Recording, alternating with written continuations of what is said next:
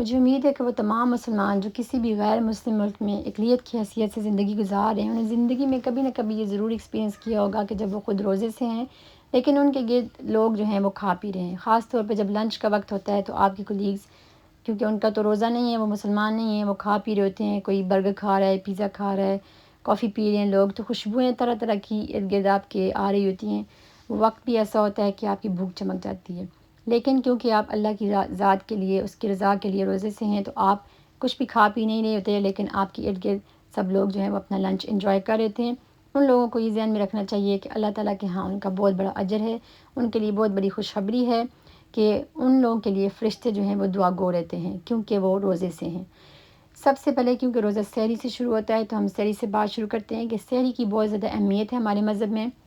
وہ تمام افراد جو کہ سحری نہیں کرتے اور رات کو نیت کر کے سو جاتے ہیں، ان سے درخواست ہے کہ وہ پلیز سحری کے لیے تھوڑی سی ایفرٹ کریں، اٹھیں، کچھ تھوڑا بہت ہلکا پھلکا کھائیں لیکن ضرور کھائیں کیونکہ اس کا بہت بڑا اجر ہے.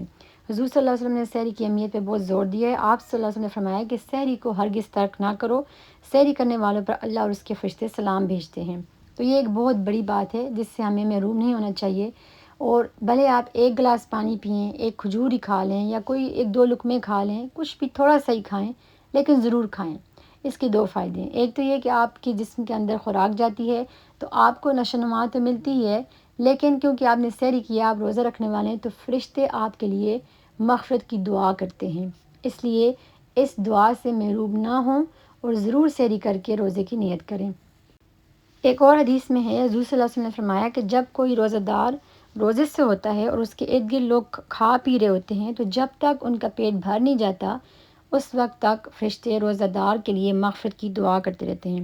تو یہ ایک دوسرا تحفہ ہے روزہ دار کے لیے. اور یہ بات غیر مسلمانوں کے لیے نہیں، یہ مسلمانوں کے لیے ہے. فرض کریں آپ کا روزہ ہے اور آپ کے گھر مہمان آ گئے، آپ نے کوئی نفلی روزہ رکھا ہوا ہے، تو آپ اپنے مہمانوں کو جو کھانا پیش کرتے ہیں، آپ تو کھانا نہیں کھا رہے، لیکن آپ کے مہمان جب کھانا کھا رہے ہیں تو جب تک وہ پیٹ بھر کے کھانا نہیں کھا لیتے، فرشتے آپ کے لیے مغفرت کی دعا کرتے رہتے ہیں. تو خود سوچیں کہ یہ مسلمانوں کے لیے اتنا زیادہ اجر ہے کہ آپ مسلمانوں کے سامنے روزہ دار ہیں اور مسلمان کھا رہے ہیں تو آپ کو پھر بھی اتنا اجر مل رہا ہے، تو غیر مسلمانوں کے آگے کتنا زیادہ اجر ہوگا، کیونکہ ان کے آگے تو آپ کے ایمان کا بھی لیول ہے کہ آپ ایمان والے ہیں، وہ ایمان والے نہیں ہیں. اور آپ روزے سے ہیں اور آپ کے سامنے لوگ جو ہیں وہ ایمان والے بھی نہیں ہیں، ان کا روزہ بھی نہیں ہے، وہ کھا پی رہے ہیں، تو آپ کا جو اجر ہے وہ اور بھی دگنا چگنا ہوگا. تو اس لیے آپ اس وقت بھی اس چیز کو اپریشیٹ کریں، اس چیز سے خوش ہوں کہ اللہ تعالیٰ کی ذات آپ سے خوش ہے، آپ پہ خاص کرم ہے کہ آپ ایمان والے ہیں اور اللہ تعالیٰ نے آپ کو توفیق دی ہے کہ آپ روزہ رکھے ہوئے ہیں اور فرشتے آپ کے لیے مغفرت کی دعا کر رہے ہیں. اس کے علاوہ جب آپ کا پورا دن گزر جاتا ہے روزے سے اور افطاری کا وقت آ جاتا ہے تو حضور صلی اللہ علیہ وسلم نے ہمیں افطاری کے وقت کے لیے بھی دعا سکھائی ہے. ایک تو ہم افطاری کی نارمل دعا کرتے ہیں جو کرتے ہیں، لیکن اگر کوئی شخص آپ کی افطاری کروا رہا ہے تو اس کے لیے ایک الگ سے دعا ہے جو ہے افطر عندکم الصائمون واکل طعامکم الابرار وصلت علیکم الملائکہ. یہ دعا آپ اس شخص کے لیے اصل میں کریں جو کہ آپ کا روزہ کھلوا رہا ہے.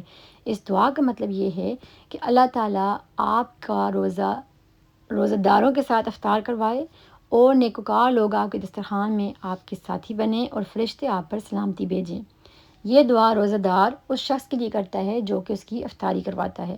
اور اس کے علاوہ فرشتے بھی روزہ دار کا روزہ کھلوانے والے پر سلامتی بھیجتے ہیں اور اس کے لیے دعا کرتے ہیں، جو کہ دونوں کے لیے ایک تحفہ ہے، ایک تو روزہ دار کے لیے اور اس شخص کے لیے جو کہ روزہ دار کی افطاری کراتا ہے.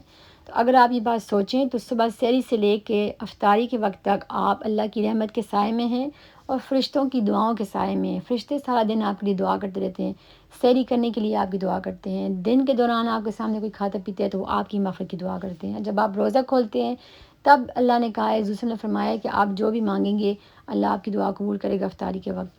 اور اس کے علاوہ فرشتے بھی آپ کے لیے دعا کرتے ہیں. تو اللہ تعالیٰ سے دعا ہے کہ اللہ ہم سب کو مرتے دم تک روزہ رکھنے کی توفیق عطا فرمائے اور روزے کو اس طرح سے رکھنے کی توفیق عطا فرمائے کہ جیسا کہ روزے کا حق ہے. اور اللہ ہم سب کی تمام عبادات کو قبول فرمائے. السلام علیکم ورحمۃ اللہ وبرکاتہ.